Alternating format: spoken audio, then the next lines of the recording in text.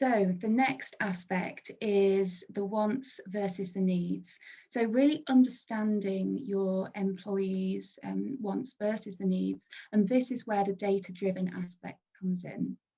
Because if you really know and understand what your workforce wants, what it needs and what it will benefit from, your strategy is going to be more relevant, it's going to be more meaningful, and it will have a greater impact.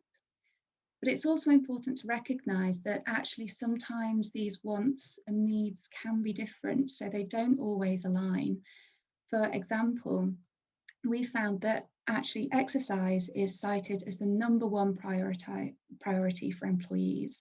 And actually our data from 2,500 individuals shows that 68% of these want to improve their activity levels.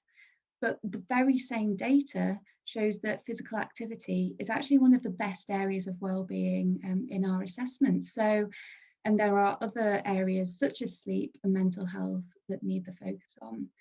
So that presents a bit of a dilemma. You know, the employees are wanting to focus on physical activity, but actually physical activity is okay. And that's why gathering data is so important, as otherwise you run the risk of missing out those key areas like sleep or like mental health that could actually bring the greatest boost to productivity at work. It might also lead you to wasting time or misallocating resources, and simply your strategy won't be as effective. And there's lots of ways that you can collect this data. So from health assessments to pulse surveys or through employee forums.